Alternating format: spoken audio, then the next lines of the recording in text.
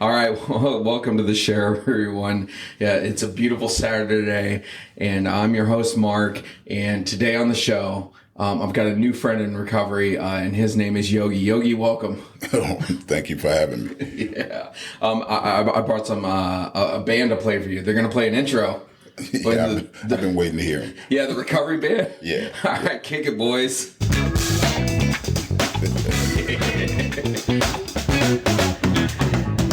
And studio audience. Yeah, all of those people. Yeah, right. So it's a beautiful Saturday today, and it's great to finally meet you face to face. Someone's waiting to meet me. Yeah. Usually it's the police. So let's start with time. Like, how long have you been doing this recovery thing? The recovery thing. I guess it's a matter of perspective. I actually started recovering some years ago. Yeah. Without knowing exactly that's how you would tag it. Okay. So you've probably heard some of my story, at least. A little bit, yeah. You were telling me like little bits and pieces about it. So where do you want to start on that story? Wherever, whatever makes you comfortable. Hey, wherever. I'm just a little over a year out of prison. Okay. I did close to 30 years on a life sentence. Wow. And yeah, I get the same reaction from everybody. Yeah. So recovery actually started about 25 years ago. Okay. In prison. In prison.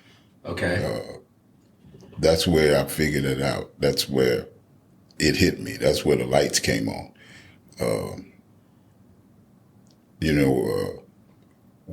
One of our cliches is, and part of our program makes us believe, teaches us that God will do for us what we can't do for ourselves. Yeah.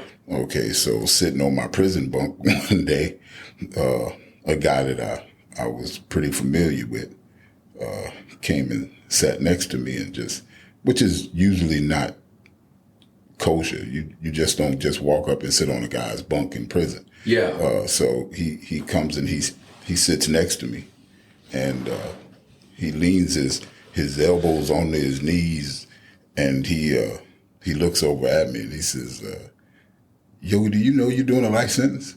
I said, "Nobody knows better than I do that I'm doing a life sentence." And he just shook his head and he says, "Well, I see you get up every morning, you push guys around in wheelchairs, you clean up around this dorm, you run out to the rec field, you officiate basketball games, you play in sports." Mm-hmm. He says it just didn't seem to me that you understood that you were serving a life sentence. You know that life is life. There's no parole for you. I said, yeah, I got a lawyer. He just shook his head and said, "No, you don't. You got a public servant. Yeah. You don't have a lawyer. You got a public defender, and he's just a public servant. You need to do what you got to do to get out of prison." And still, it didn't hit me. I'm just doing my time and living it one day at a time, one day by day. Mm-hmm. And he says, "Listen, my boss is looking for people to come work in the library." He says, you should probably come down there, man, and see what you can do. At least help your attorney, at least look for things that you can tell him and that would help yourself. Mm-hmm. And so I says, "Yeah, okay, let me think about that." Just the thought was intimidating. Just the thought of walking into that room full of books, mm-hmm. Law books, legal journals, stuff of that nature was intimidating for me. Why do you think that it was intimidating for you? Oh, that was way too much information Yeah. for me at that time. I had only actually been in prison less than a year. The rest of the time was spent in the county jail, going through the system, going through the process, Yeah. and getting to prison. I had already been assigned to one permanent institution, and my shenanigans got me shipped from that institution to where I was at that time. Yeah. So that was as far from what my reality was that it was just about as far as the planet is to Mars. So about as intimidating as a trip to Mars is what it was. Wow. Thinking about walking into that room and looking for. So he said, yeah, you think about it. He said, you think about it, get back to me. Well, the next morning, I got called out on the intercom to report to the library. Yeah. So he had gone down to the library and talked to his boss, Ms. Carlston, better known as Ms. C. And she called me into her office. And she says, I understand you'd like to come work for me. I says, you do, huh? I said, where'd you get that understanding from? And I looked out because she had windows around her office. I could look out her windows and I could see Nick is what we called him. Yeah. I don't know why, because his name was Henry. But everybody called him Nick. All right. It worked for me if it worked for him, right? Yeah, right. So I looked out and saw him, and he was looking up at me smiling, and I just gave him a thumbs up and went with it, right? Yeah. So she says, would you like to? I says, I thought that I'd think about it. I thought that I would give it some thought. And while I am thinking about it, it seems to be something a little more attractive to me. She says, well, let me explain to you. She says, look out there. You tell me what you see. And I say, I see a room full of inmates milling around a library. She says, with regard to the people that work for me, I say, I see a room full of inmates milling around behind the desk in the library. She says, any of them black? I said, well, come to think of it, Nick's the only one out there. She says, I come from a long line of educators. Her father was superintendent of for Department of Education somewhere in Mississippi. And she says, I usually have, or I would expect to have, people of color working in the library. She said, but no one ever comes and asks for a job. No one ever comes. They don't want jobs up here. Wow. Did she explain why? She it was almost as if she had no idea why. And I told her, like I told you, I says, most of us are probably intimidated. And the look on her face was similar to the one on yours right now. It was just, why would that be? I says, well, I just tried to explain to her that our world, our environment, and not all blacks, just the ones that you would find in this environment, most of them are probably a whole lot removed from walking through libraries and even thinking about working in one. Yeah. She says, well, how about you? I says, well, within the last couple of minutes, I really want to work for you. And she said, why would that be? And I says, because it almost sounds like you care. It almost sounds like you have an agenda, and that agenda includes caring about the next guy. When you kind of felt like that and realized that, did you ever felt like anybody ever cared about you?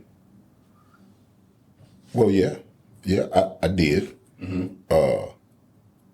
The problem was that I didn't care.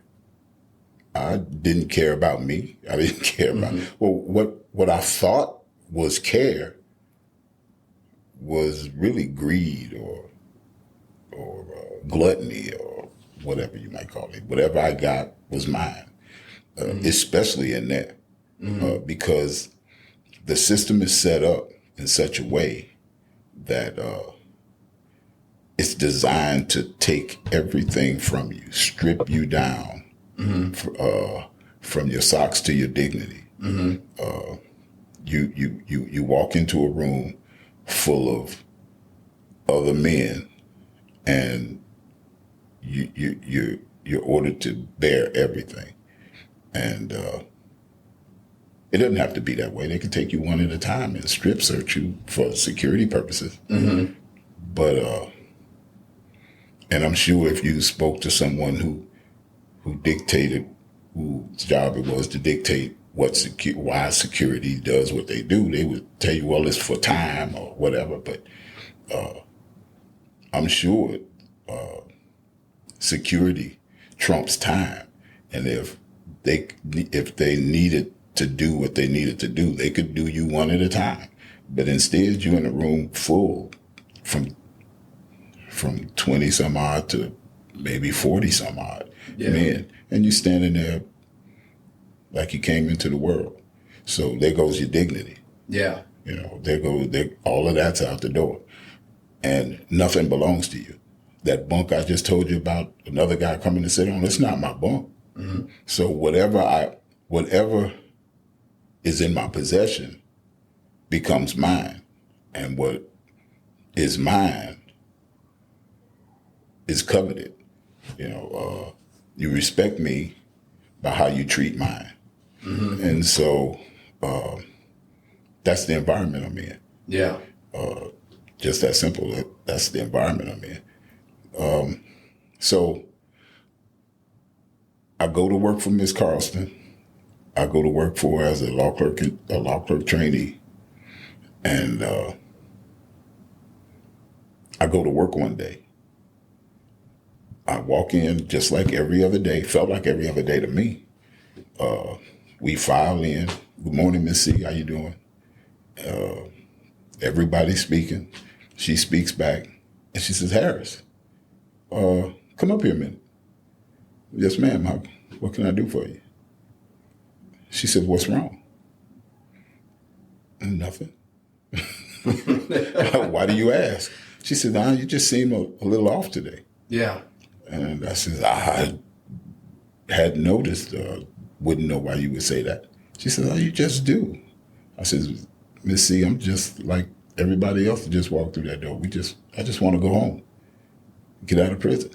She says, really? I said, yeah, really want to get out of prison. So she says, well, imagine me as the judge. Just take a second and imagine that I'm the judge, whatever judge sentenced you. And I asked you to give me one honest reason why I should let you go.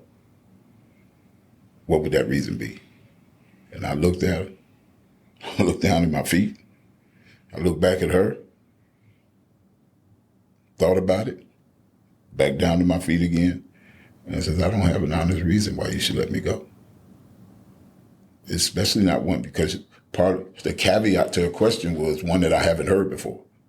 So first, I don't know what you've heard before. And secondly, I honestly belonged where I was. Yeah. Yeah. And that's when it hit me. This crap's got to change. Yeah. I got to change. So I got to change who I am, what I am. If I ever expect to be released back into society, I have to change. And it started right there about 25 years ago. Wow. So how did you realize that you needed to change? What were you like before you went to prison?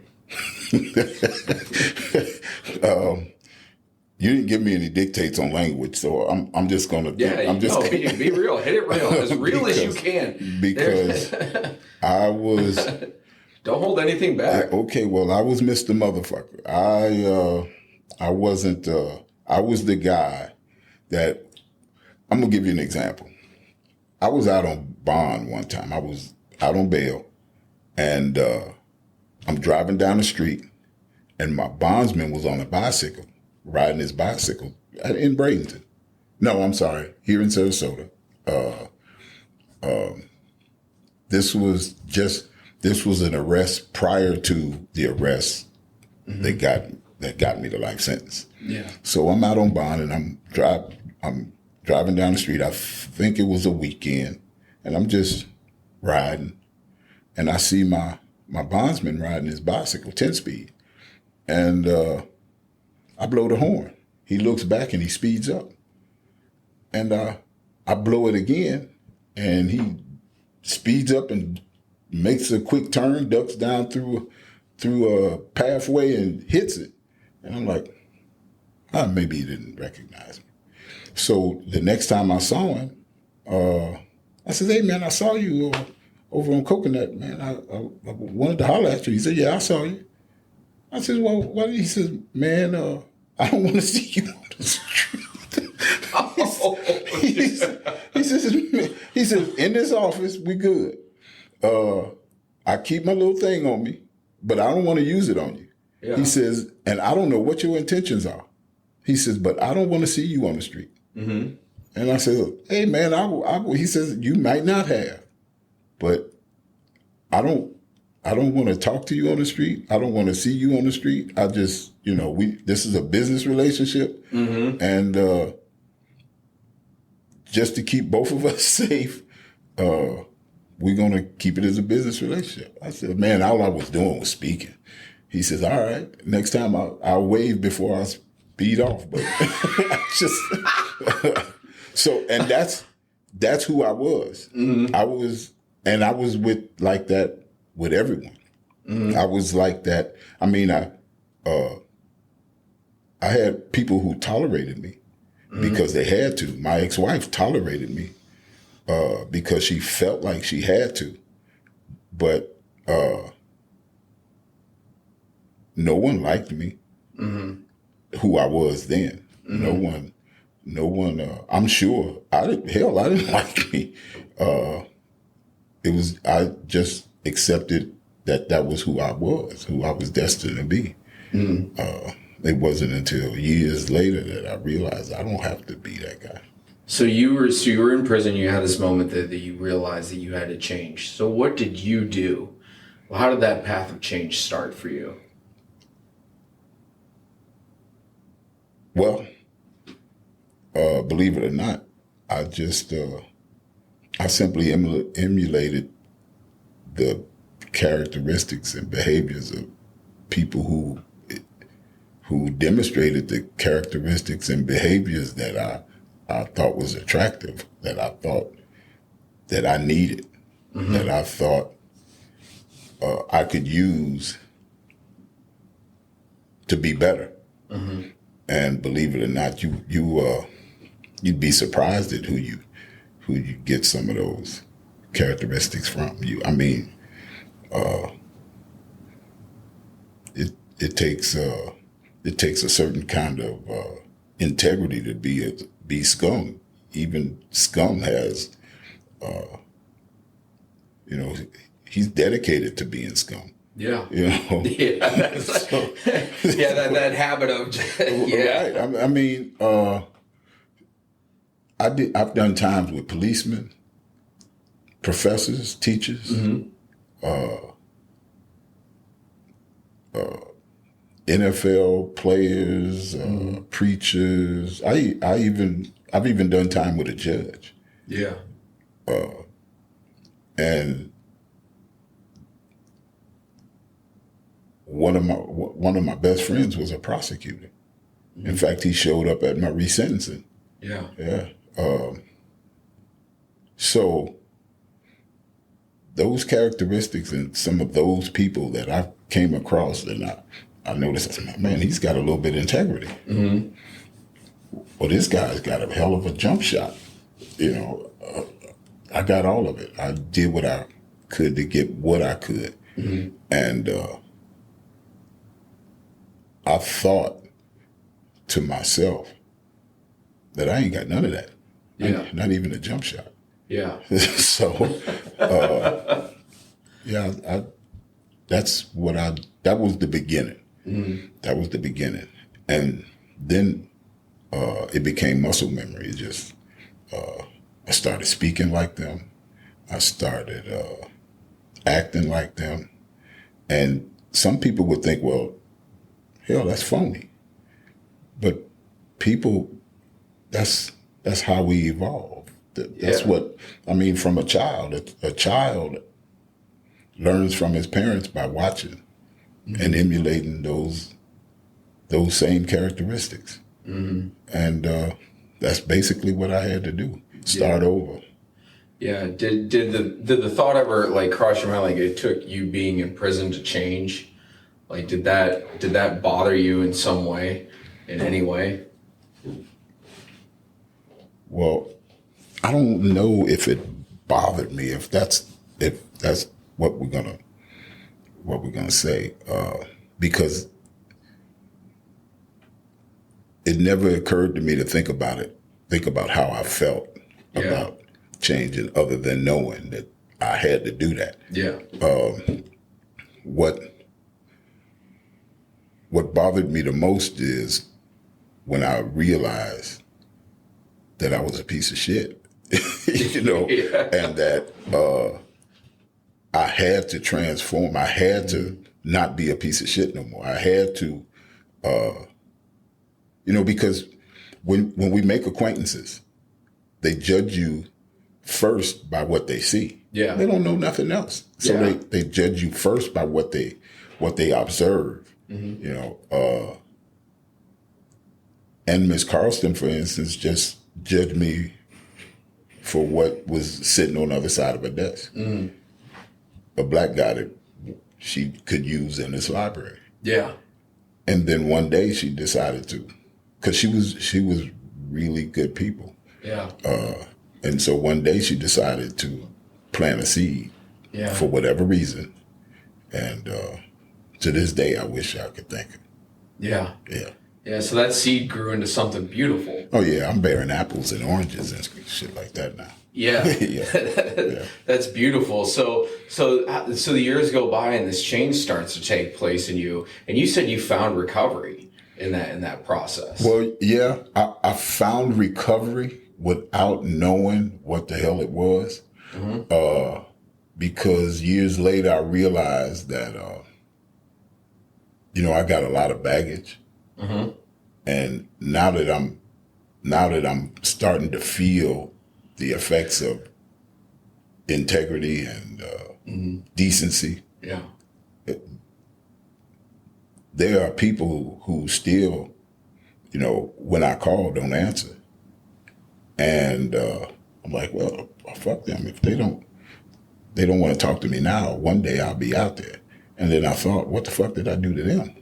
Mm-hmm. Yeah, I've done a lot to them. You know, I wouldn't want to talk to me. Yeah, you know, I wouldn't want to answer that phone call. Mm-hmm. So I made up my mind then that, you know what? Whenever I'm able to reach some of those people, I intend to give them heartfelt apologies, because that in itself is owed to those people. I owe them that. And some of them I reached. Mm-hmm. Some of them I was able to say, hey, listen, that piece of shit you knew me as back then, would like to apologize to you for what I did. Stole your rent money. Yeah. Jacked you for your dope, stuck a pistol in your face. Yeah. You know, I'm truly sorry for that. Some of them was like, oh man, that's water under the bridge. You've been forgiven for that. Mm-hmm. But some of them was like, well, let me chew on that. Yeah. And some of them was like, I don't want to hear that shit. Yeah. When I run across you again, I'm going to get that back. Okay, well, I'll make sure you don't run across me then. Because, Yeah. you know, Yeah. but still, it took years. It took from that point to today to realize that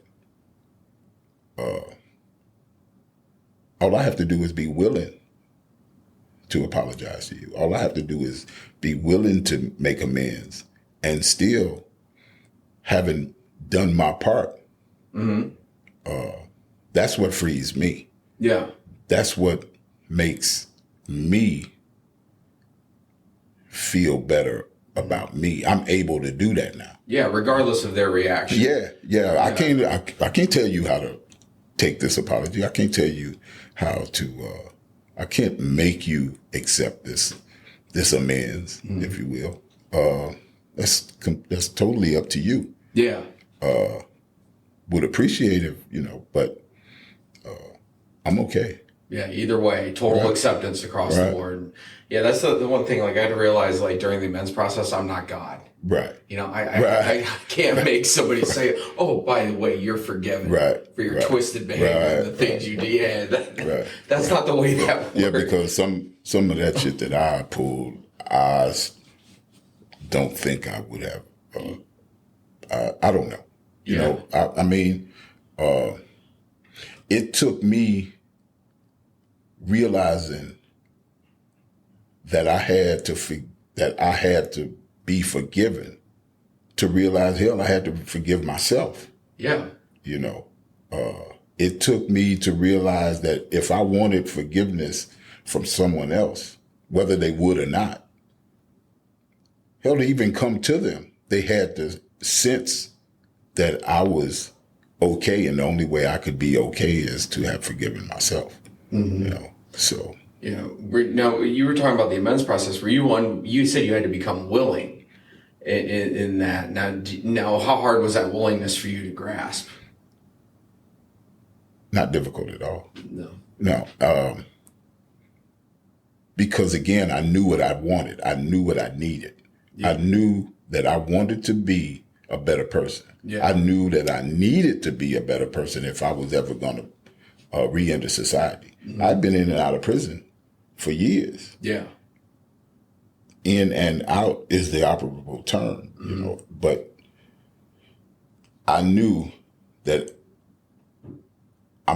if and when I was ever released back into society, this is not where I'm coming back to.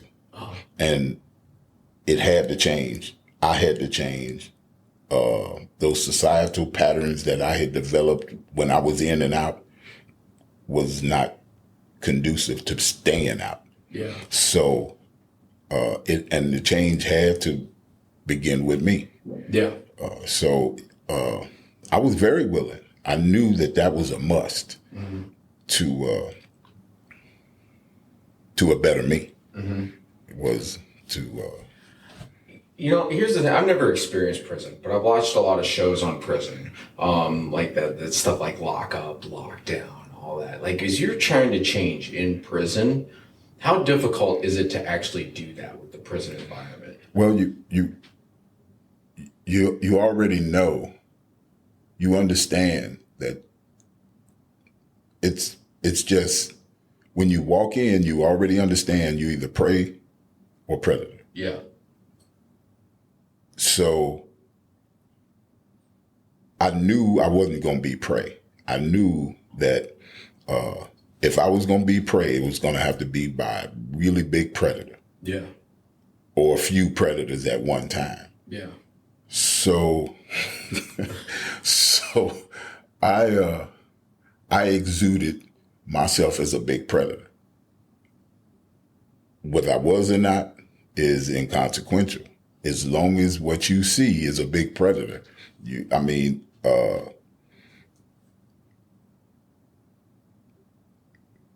Mice don't willingly stick themselves in traps. You know, snakes bite because that's their only defense. So whether we know it or not, a snake just don't run around and chase you down to bite you. So what they do is they're not out hunting you and being like, I want to look for a human to bite right now. right. So yeah, were you petting it? Were you messing with it? Did you get too close? So I mean, you make yourself look bigger. You make yourself look wider, and the smaller of the predators just sort of either get on your side or they avoid you altogether. And that was my way of thinking. Yeah. That was I mean, don't get me wrong. I had my shenanigans going on. I did what I did. Yeah. And I did it. Well, at first I thought it was to survive. But it was actually to fit in, to get along, to make it through, to, just be a part of the environment. Yeah. Which, whether or not it obviously, whether or not that's what got me through, that's what I did. Yeah.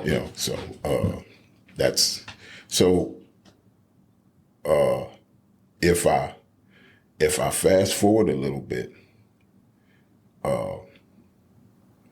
I got to a point to where I'm doing my dirt, but I'm looking like this guy, but I'm doing my underhanded shit at the same time. Yeah. And I'm getting high.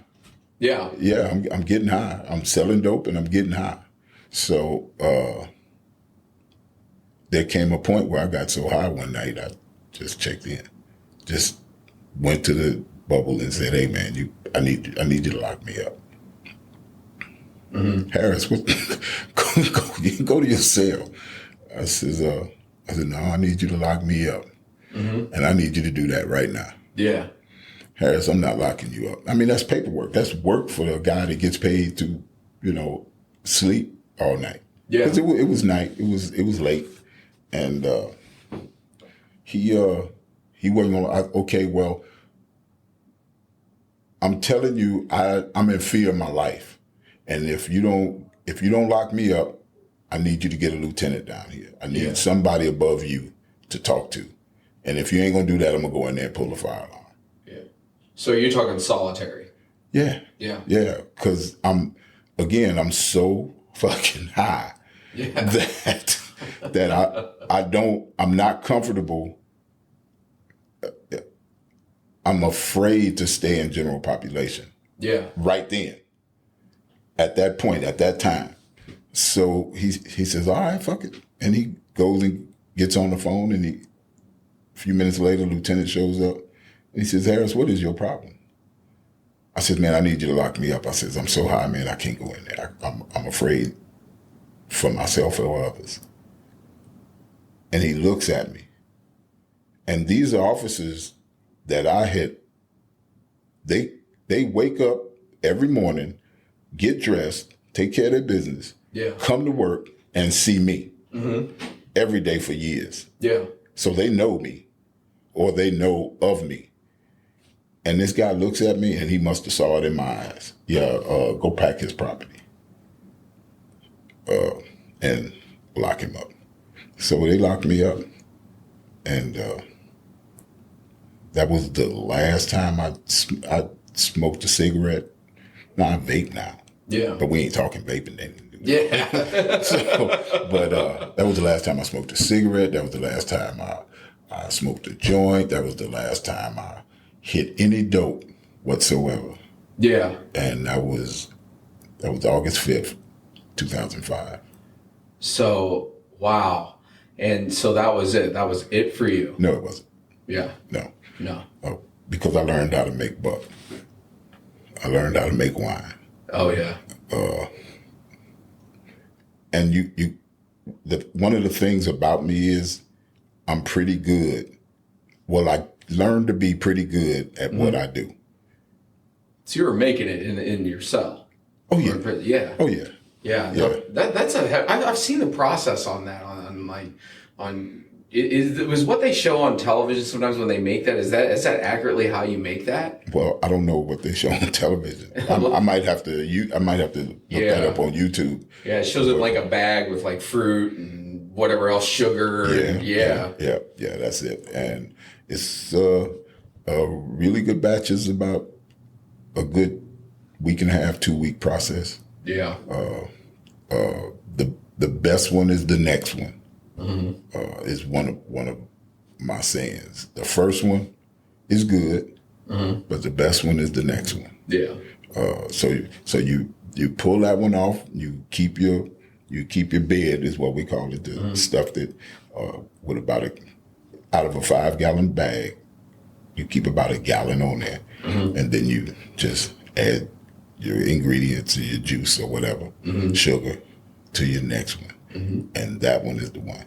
Yeah. And I became pretty good at that. I became so good at that became my hustle. Yeah. Well, one of them. And that's when my drinking really got bad. Got bad. Well, no, good. Yeah. Because that is what led me to this. Yeah. Yeah. So when was your last drinking in prison? Next month will be 2 years. Wow. Yeah. Incredible. Yeah, next month will be 2 years. So you'd quit the drugs, but you'd picked up the wine instead. Yeah, right. Yeah. Right, absolutely. Yeah, and you were making it, and it's so when you finally found like whole recovery. That was accident. Yeah. Yeah, that was accident. Yeah. Because, like I said, I started actually recovering in there. Yeah. Without knowing what the hell it was, just thinking, okay, you got to be a better you. This is what you do. Yeah. Start changing. Right. We didn't have a tag for it. It was it was just change. Yeah. It wasn't until I actually became active in the community is when I realized, oh fuck, this is what I've been doing. Yeah. Oh, this shit is cool. Yeah. And I listened to your round table with the girls. Yeah. That was my first God moment.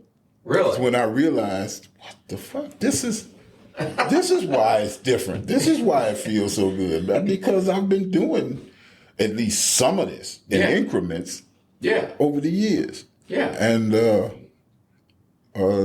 that was I think I can honestly say, now that I think about it, that was probably my first God moment, was when I realized, oh shit, this is what I've been doing. Yeah. So I'm in the county jail and I'm preparing. Well, let's do this. I'm a law clerk in prison, had been a law clerk for 26, 27 years now. Yeah. Fighting. Saying everything I can in litigation. And, after 26, 27 years, you get to the point where you say, oh, fuck, this is going to be my reality for the rest of my life. Yeah, this is it. This is life. Regardless of my mantra, Lord, I can't do this no more. I got to get out of prison. That was my daily mantra. And then you realize one day,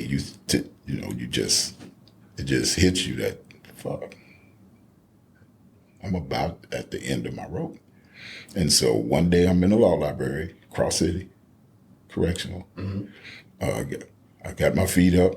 I'm eating a bologna sandwich at lunchtime. Library's closed. And I got a stack of Florida Law Weeklies.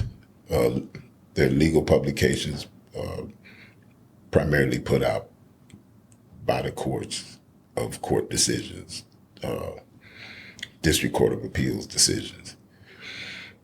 And I think, I ain't doing nothing. Let me thumb through these.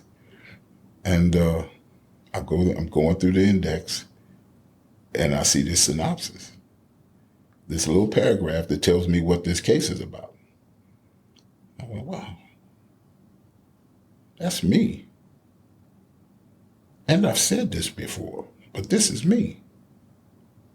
And I go to the page where I can find the case, and the case is the paragraph is only like 6 sentences long. Yeah. And I read it, I went, what the fuck? It can't be this easy. Second District Court of Appeals right there in Tampa. And I go to fellow law clerks and I says, hey man, read this.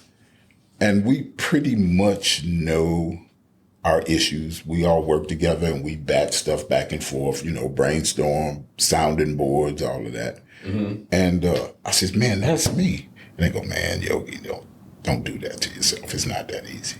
Man, fuck you, that's me. I don't know. No, I know.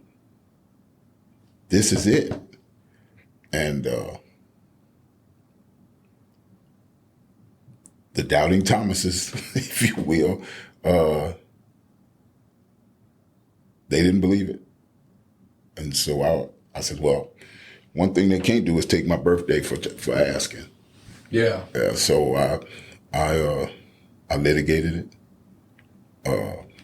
I drew up a draft motion, and I gave it to a guy that I was pretty close to. We helped each other. We researched for each other. We worked with each other. And this guy was the word guy. He was the guy that would red pen your shit whether you wanted it done or not. And he was good. And he took my 5 pages and red penned it down to 2, handed it back and says, well, if it's going to work, it's going to work like this. And I took it, and I redid it, and I filed it. And the judge granted in part and denied in part. She's basically, Deborah Johns Rivers said, yeah, you're right, but I ain't resentencing you because I don't have to. Was that devastating to you? Oh no, because I knew she was full of shit. Yeah. I knew she knew better. Yeah. To this day, I know she knew better. Yeah. Yeah, because once you said you're right, you telling me the law is that I was sentenced wrong. Yeah. And when you said that I was right, that I was sentenced illegally, and we use the term illegally loosely, incorrectly, you knew better. You knew that the law said, under circumstances such as mine, you have to resentence me. You can't just do it on paper. You can't tell me no. Yeah. So I appealed it, and the appeals court overturned her decision. So I just chalk it up as part of the process, part of God doing for me what I couldn't do for myself, because they ordered that I be brought back to Sarasota for resentencing. So God doing for you what you couldn't do for yourself. You're in that cell with the guy, the bunk, your friend, and the library gets suggested. You go through all this, and at the end, yeah, after 30 years, I've been whipped, beaten, crafted, molded, formed into the guy you see today. So people that's on the other end, the listeners that are saying, wow, this dude did a lot of time, it was a blink of an eye. Yeah. Whether you understand that or not, I can't wrap my head around it because I haven't done time. It was a blink of an eye. And I tell people, I thank God for those 30 years, because I've seen myself dead. I've seen myself, I've seen myself maimed. I've seen myself miserable. I've seen myself, and I've seen myself fucked up. So you don't think you would have changed if you wouldn't have gone? Oh no. Yeah. Oh no. I don't. I know I wouldn't have changed if it had been a sentence of a year and a day. Yeah. I know I wouldn't have changed if it had been probation. I know if it had been 5 years, it wouldn't have affected.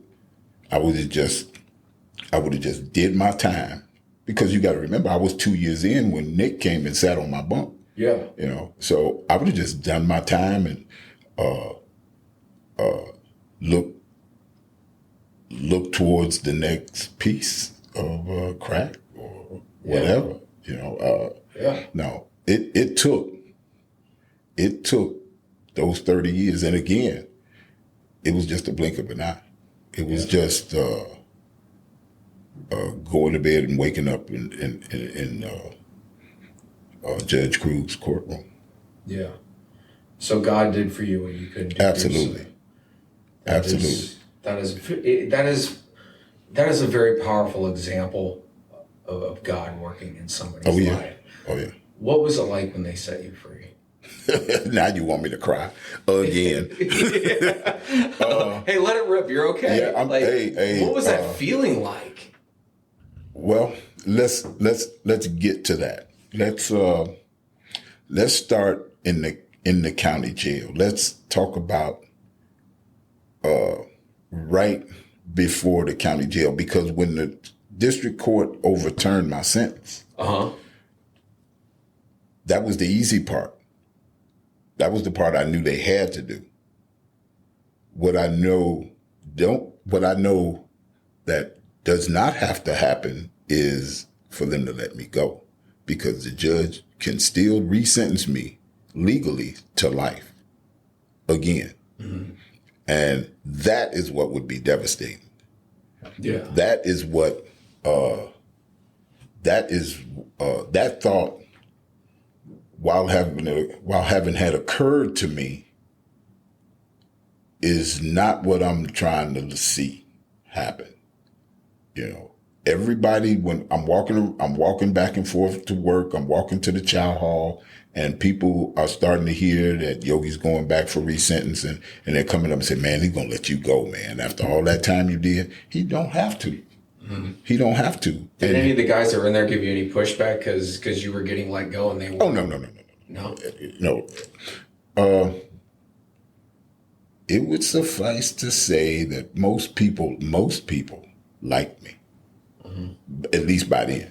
Yeah. At least by then. Officers, inmates alike. They knew I wasn't a snitch, and they knew I wasn't out to do ill will. And if I could help you, I would. They knew that. So most people liked me.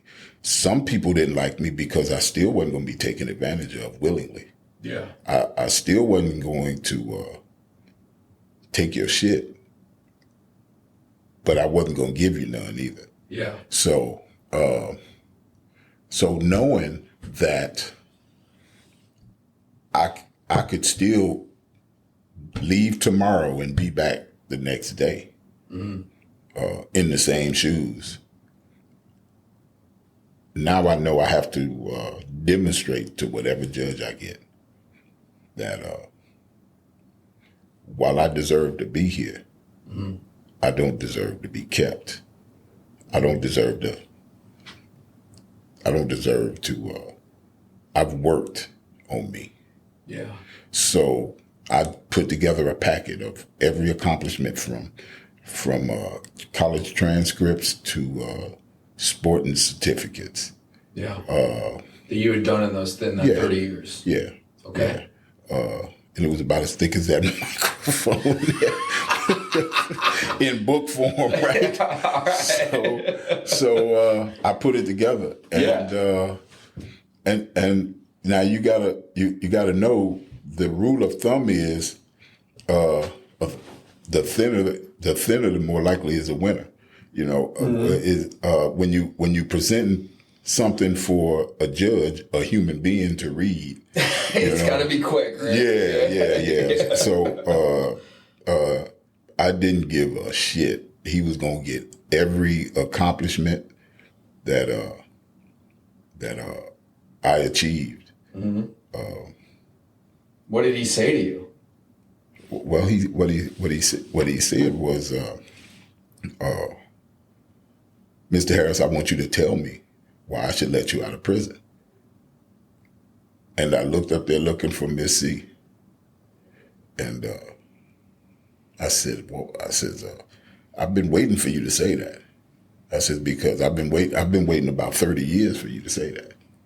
I said, because I've been sitting here on this stand, in this chair, working on that. And I just let it rip.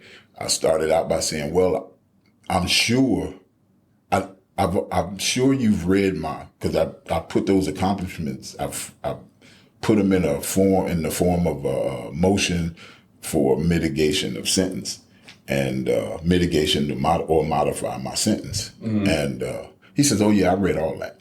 And I knew every syllable of that was true. I knew he had read every page. Wow. I knew it. It was no question about it. Yeah. But he says, I want to hear it. I want to hear you. And yeah. Boy, I gave it to him. I gave it to him in spades. And when I was through, there were only a few dry eyes in the courtroom. His were one of them, a couple of them. But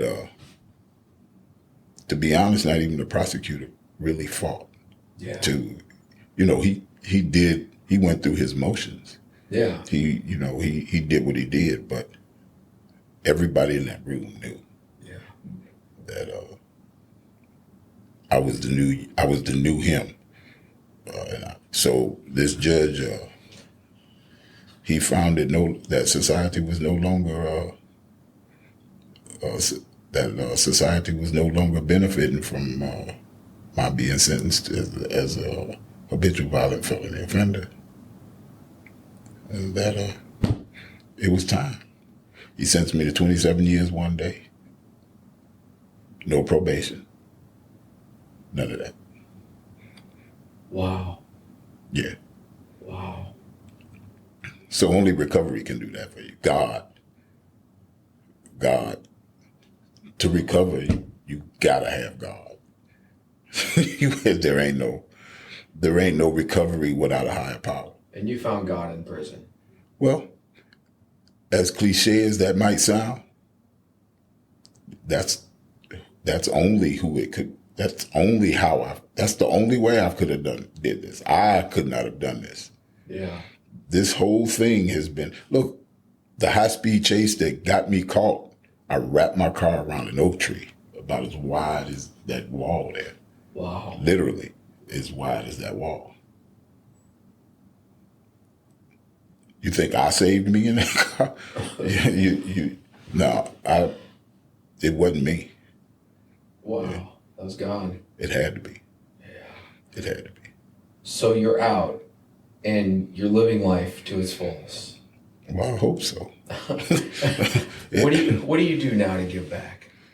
Well, see, as you may have been able to tell, I love to talk.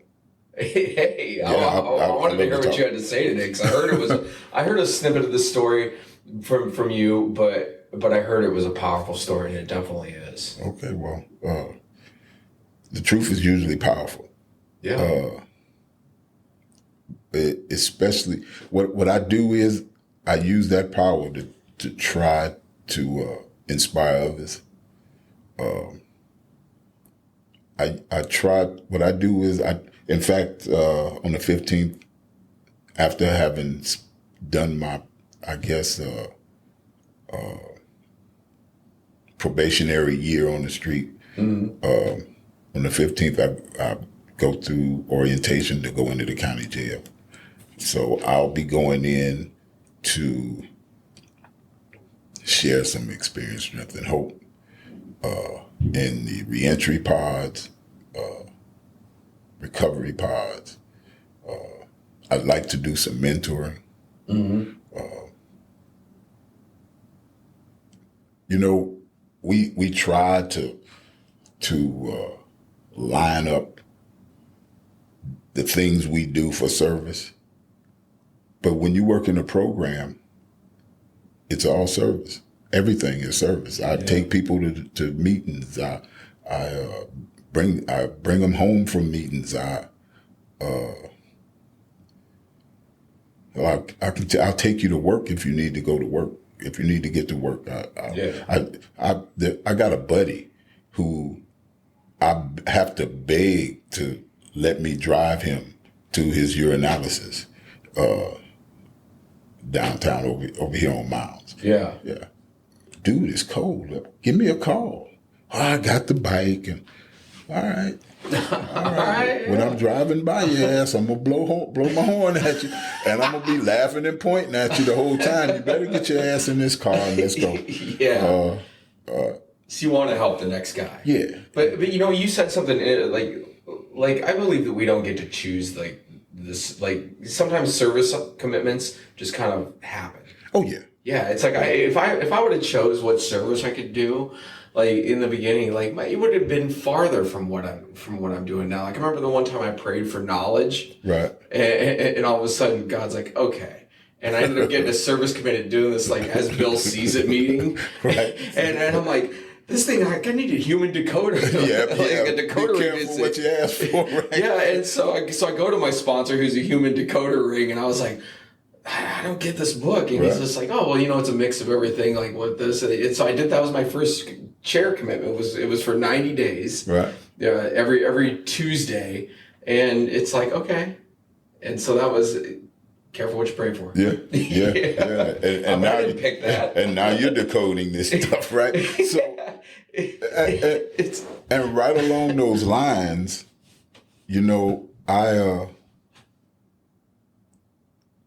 there's stuff that just pop up. Yeah.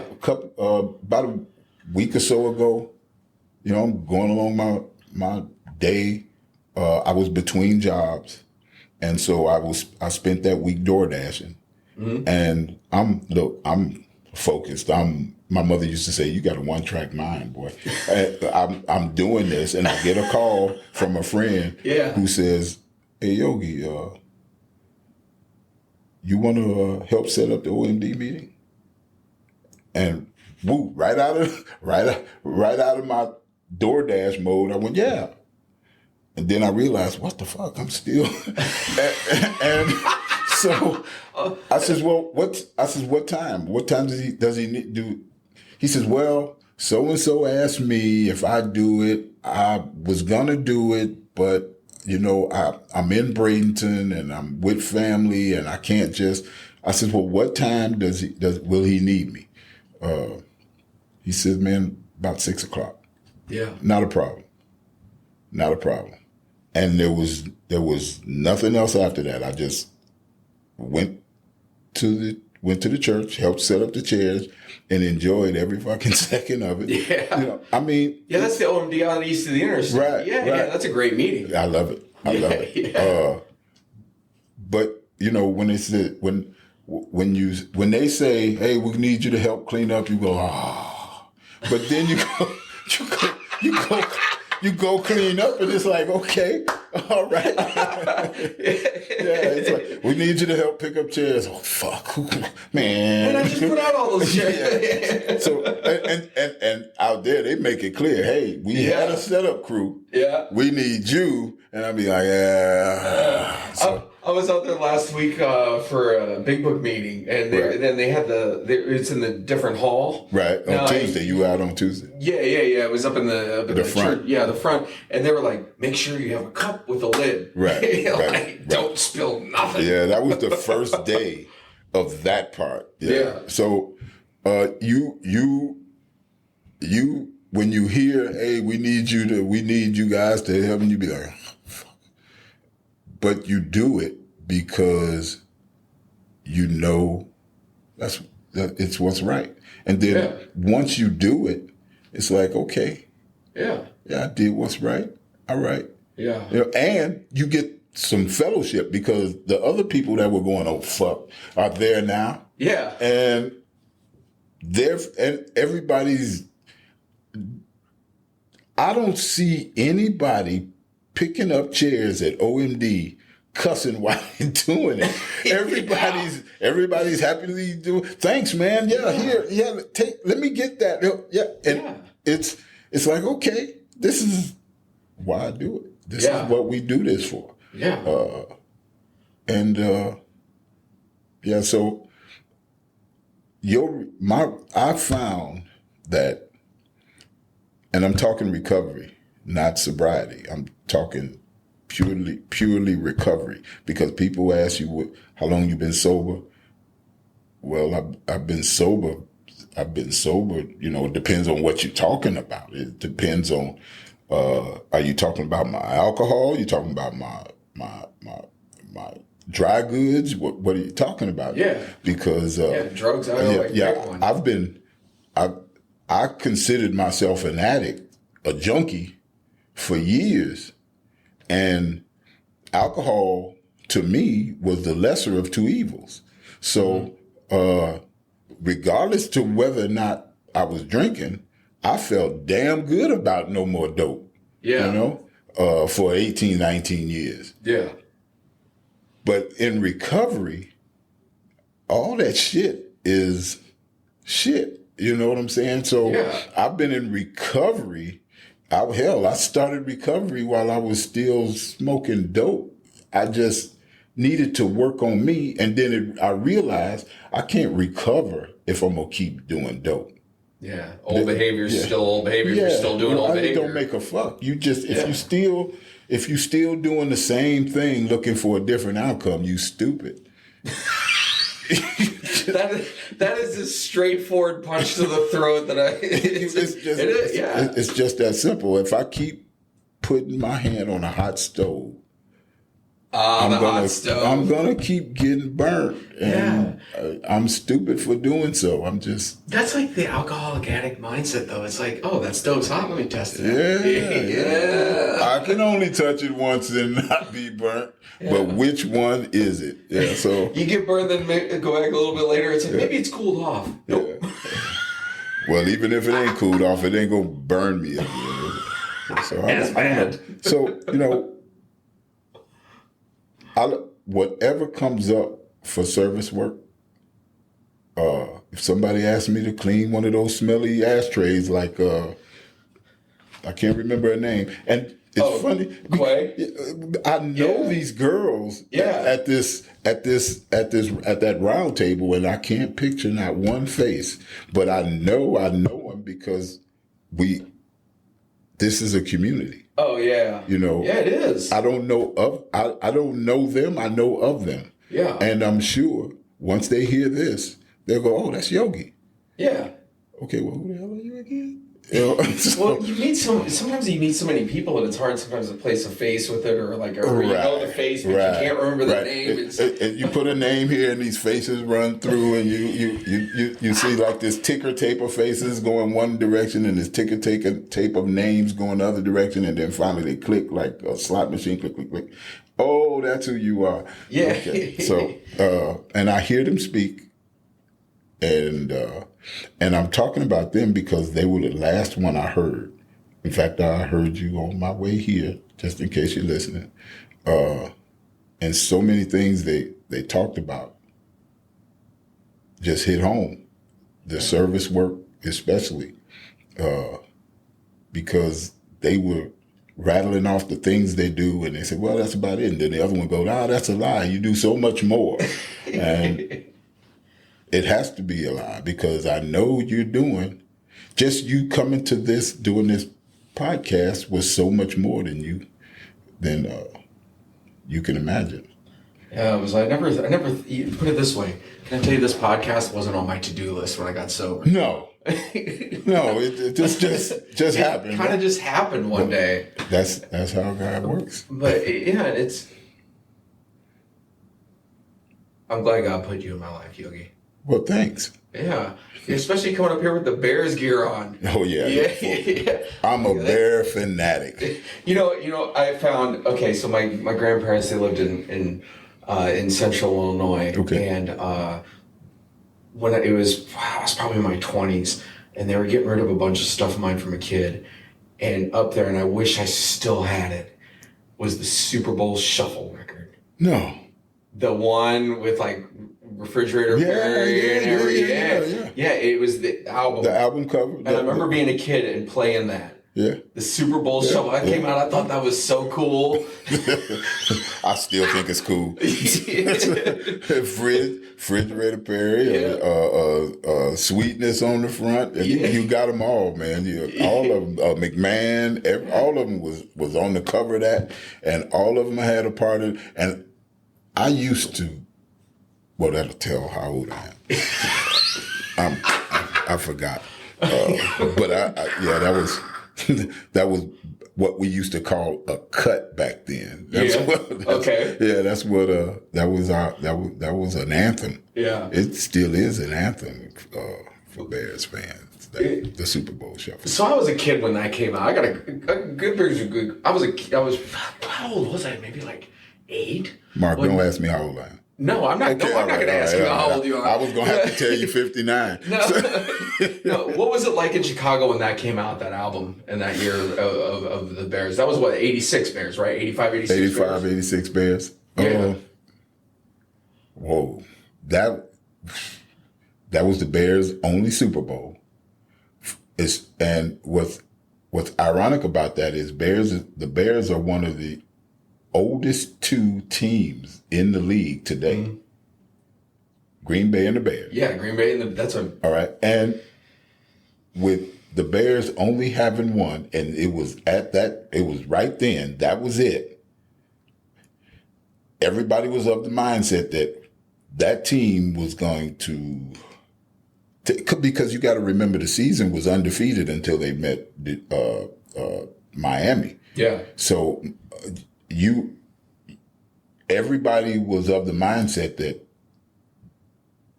this is the team that's going to go for years. Yeah. And they never made another Super Bowl. Yeah, it was only that one season. Right.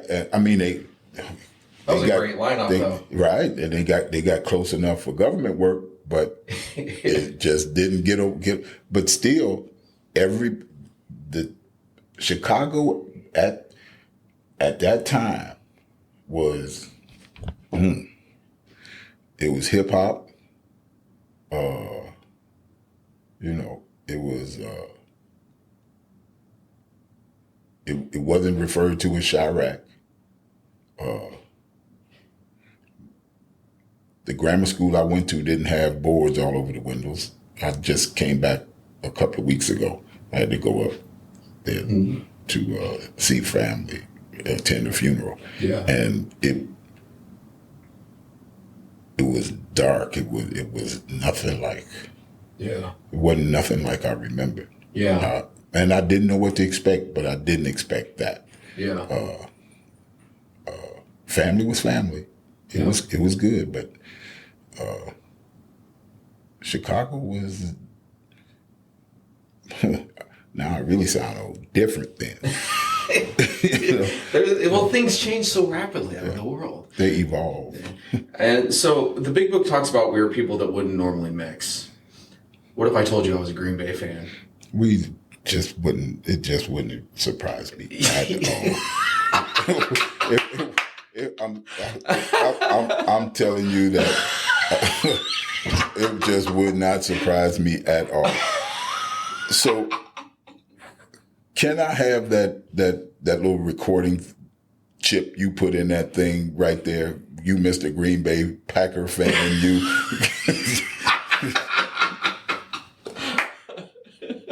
Honestly, actually, I thought that would get you. Yeah, it got me. It's true. I know.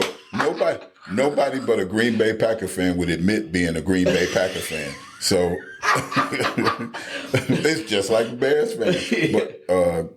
But that for years, the Packers for years was, well, especially when the Bears lost, was who I went with. Yeah. That's so. I wouldn't be angry at all. Yeah. I wouldn't be angry at all. But, it just shows, like, no matter what, like, what teams we like, who we are, whatever, like, this, like, I'm grateful to know you. Same here, Mark. Same here. I've been looking forward to doing this. Absolutely, and thank you today for your inspiring story and for the hope that you share. You seem like you're always the way you talk, helping the next guy out. What about the newcomer that's listening to this?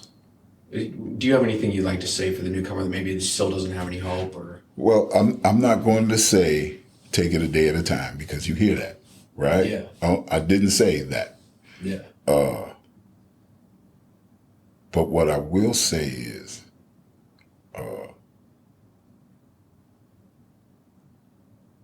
look forward to those uncomfortable times and those uncomfortable days. Look forward to whatever color the clouds turn when they're not pink anymore. Yeah. Because once you get through, and you will get through, it's gonna be hard. It ain't gonna be easy. They tell you all the time that it's simple. They never say it's easy. This program is meant for you to do it yourself. That's why they tell you it only works if you work it. So when those clouds ain't pink, call your fucking sponsor. when they turn, because they turn purple, they turn magenta. I didn't think they turned magenta. Why are they doing that? Dude, they're going to go gray. But I will say this: every one of them have a silver lining, and you only find it on the other side. So once you get to the other side of that storm, once you go through those clouds, once you get past the feeling of being uncomfortable, well, actually, the whole thing is uncomfortable.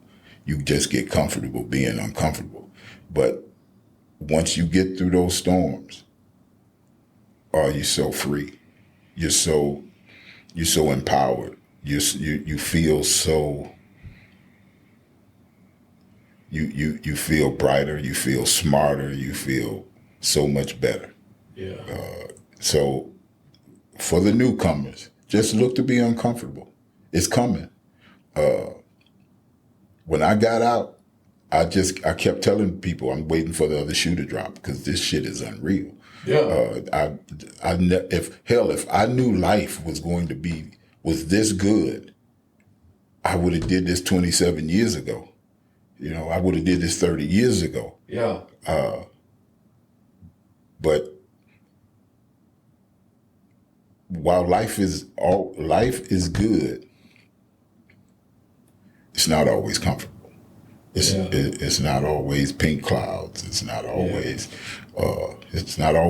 a bunch of people sitting around eating s'mores. Yeah. You're gonna eat shit every now and then. So. Well, Yogi, thanks for your time today. Well, I appreciate you asking me to do it.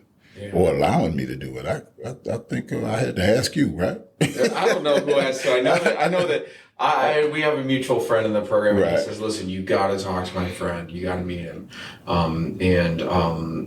And he told me just a little bit about you. He says, "Listen, I need you two to meet. You guys got to meet." And when I talked to you, I just got, I don't know, like. I just enjoyed talking to you, and I'm glad that you're not that guy that you were back then. So am I. Yeah.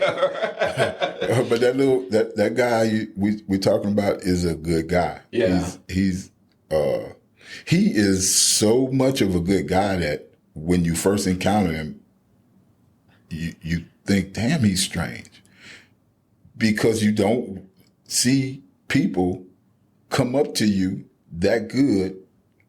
And he remembers you. He's like, "Hey, Yogi, and I'm like, who the fuck is he?